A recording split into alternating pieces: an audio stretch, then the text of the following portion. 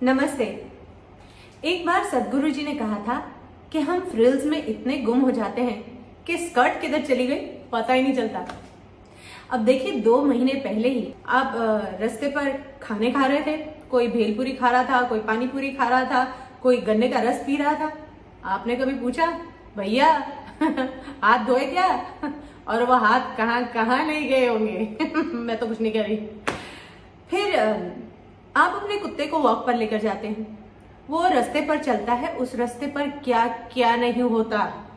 अब वही पांव से वो वापस आता है, उसी पांव से वो आपके सोफे के ऊपर, बेड के ऊपर, और फिर अपना मुंह यहाँ आपको किस कर रहा है।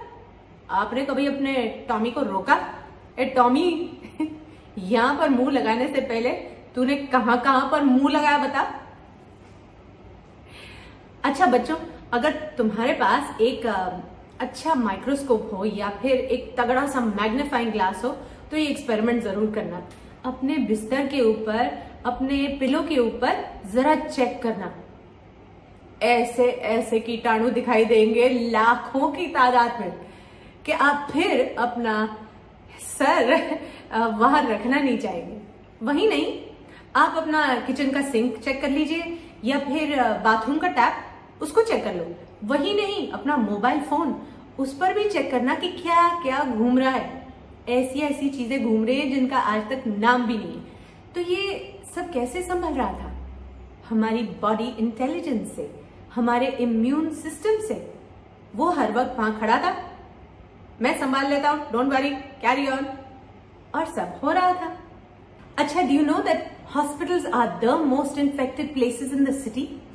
ये बात भी मैंने किसी डॉक्टर के मुंह से ही सुनी, वरना मेरा तो ध्यान ही नहीं गया था वहां पर। सोचने की बात है, वहां पर कैसे कैसे लोग आते हैं, कैसी कैसी बीमारियां लेकर, कहां कहां से। और वही कॉरिडोर्स हैं, वही वेटिंग रूम्स हैं, और आईसीयू में तो सबसे ज्यादा इन्फेक्शन होती है। इसीलिए तो जब आप थोड़ा सा भी रिकवर करते हैं वहां पर, तो डॉक्टर आपको कहते हैं कि प्लीज इनको जरा सेपरेट रूम में शिफ्ट कर दीजिए, क्योंकि वो जानते हैं कि सबसे ज्यादा इन्फेक्शन वहां पर घूम रही है। हाँ, वो डिसइंफेक्ट करते हैं, हाँ वो क्लीनलीनेस रखते हैं, मगर कीटाणु तो सब जगह है। वो तो एयर कंडीशनिंग के वेंट के अंदर भी है, इसलिए तो वो हवा में भी घूम रहे हैं, क्योंकि सारी खिड़कियां बंद है, दरवाजे बंद है, वहीं पर पनप रहे हैं, वहीं पर घूम रहे हैं। ऐसे में आपने कितनी बार सुना कि आपके डॉक्टर की तबीयत खराब हो गई हो, या आज नर्सेस काम पे नहीं आएंगी क्योंकि वो बीमार है। क्यों? क्योंकि उनका इम्यून सिस्टम उनका साथ दे रहा है, उनके अंदर एक विश्वास है, एक सेवा भाव है, और बॉडी इंटेलिजेंस उनका साथ दे रही है। अच्छा, हमने यही सीखा है ना कि बॉडी सांस लेती है तो कार्बन डाइऑक्साइड बाहर और ऑक्सीजन अंदर, कार्बन डाइऑक्साइड बाहर, ऑक्सीजन अंदर वातावरण से। अब इसको सीखने के लिए हम स्कूल गए थे, बॉडी को तो पहले से ही पता था क्या करना है तो अब हमने उस पर कवर चढ़ा दिया, और वो भी कोई लिनन, कॉटन, खादी का नहीं, मगर सिंथेटिक, जो कि नॉन ब्रीदेबल है। तो ये हमने कवर चढ़ाया नॉन ब्रीदेबल मटेरियल का, और फिर कार्बन डाइऑक्साइड बाहर, और फिर क्योंकि वो बाहर नहीं जा सकती, वही कार्बन डाइऑक्साइड अंदर, कार्बन डाइऑक्साइड बाहर और वही कार्बन डाइऑक्साइड अंदर। और ये अगर चलता रहा घंटों तक, हम ऐसे ही कवर करके काम करते रहे, तो फिर हमारी सेहत पर इसका क्या असर होगा? इसमें क्या अक्लमंदी है जी?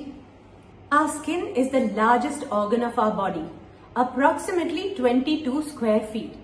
और इस ऑर्गन से हमारी बॉडी अपना टेम्परेचर मेंटेन करती है, अपने टॉक्सिन्स बाहर फेंकती है, और ये अपनी इंटेलिजेंस से करती है। तो जब अंदर गर्मी बढ़ती है, गर्मी बाहर फेंकती है, पर्सपिरेशन के साथ टॉक्सिन्स बाहर फेंकती है, वातावरण से हवा उससे टकराती है, वो इवेपोरेट हो जाता है, और ये बहुत खूबसूरत बैलेंस एक बना है प्रकृति के साथ। अब हमने आजकल इस पर एक पूरा सूट पहना दिया, वो भी सिंथेटिक मटेरियल का, अगेन नॉन ब्रीदेबल। और वो पहनकर अगर हम घंटों काम करते रहे, और ये बॉडी टॉक्सिन्स बाहर फेंक रही है, अंदर उसको गर्मी लग रही है, मगर वो पसीना वहीं का वहीं रह गया, ये सब होता रहा घंटों तक, तो हमारी सेहत पर क्या असर पड़ेगा? और अगर हमारी सेहत यानी हमारे मेडिकल स्टाफ की सेहत बिगड़ गई तो वो किसी और की मदद कैसे करेंगे? तो ये सूट्स प्रोटेक्शन के लिए पहने जा रहे हैं, और प्रोटेक्शन इसलिए क्योंकि ये डर है कि इस बीमारी का कोई इलाज नहीं है। इस बीमारी का कोई इलाज नहीं है इसलिए डर है, और इसलिए ये प्रोटेक्शन के सूट पहने जा रहे हैं। अगर इसका कोई इलाज होता तो आपको कोई डर नहीं होता और प्रोटेक्शन की जरूरत नहीं पड़ती, है ना? तो सवाल ये उठता है कि अगर आपके पास इस बीमारी का कोई इलाज ही नहीं है तो हम अपना इलाज करने के लिए आपके पास क्यों आ रहे हैं? सही बोला था ना सदगुरु जी ने कि हम फ्रिल्स में इतना गुम हो जाते हैं कि स्कर्ट किधर चली गई पता ही नहीं चलता। हमारे पास आयुर्वेद है, नेचुरोपैथी है, होम्योपैथी है, योगा है, प्राणायाम है। आयुर्वेद 5000 साल से सत्य की तरह कायम है। कभी सुना कि उन्होंने कहा वो जो 5000 पहले बोला था, सॉरी वो तो चेंज हो गया, वो तुलसी के बारे में जो थ्योरी थी वो तो गड़बड़ है सॉरी। कभी सुना है ऐसे? नेचुरोपैथी वो तो हमारी थाली में ही थी, हमारे दिनचर्या में ही था। हमारी नानी दादी यही तो प्रैक्टिस कर रही थी। कितना ज्ञान था उनमें। अरे आज पूरी दुनिया में turmeric latte and clarified butter मशहूर हो रहा है और हमारे बच्चे बोल रहे हैं कि हल्दी दूध घी ई होम्योपैथी।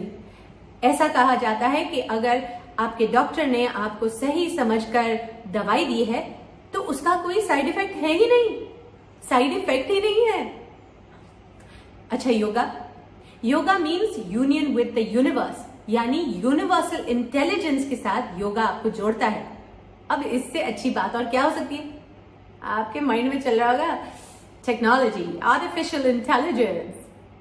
ये बहुत सही किया अंग्रेजों ने, नाम में सब कुछ एक्सपोज कर दिया। उन्होंने बोल दिया ये तो आर्टिफिशियल इंटेलिजेंस है, आर्टिफिशियल है। अगर ये आर्टिफिशियल इंटेलिजेंस है तो रियल इंटेलिजेंस तो कहीं और ही है ना? हाँ। और pranayama, life and death in one breath, Sadhguru ji की किताब है। अरे लाइफ और डेथ में बस इतना सा ही तो फर्क होता है, एक सांस का। और इस विद्या के मास्टर्स, इनके गुरु यहाँ पर हमारे पास भारत में है। तो इम्यूनिटी बढ़ाइए और स्वस्थ रहिए।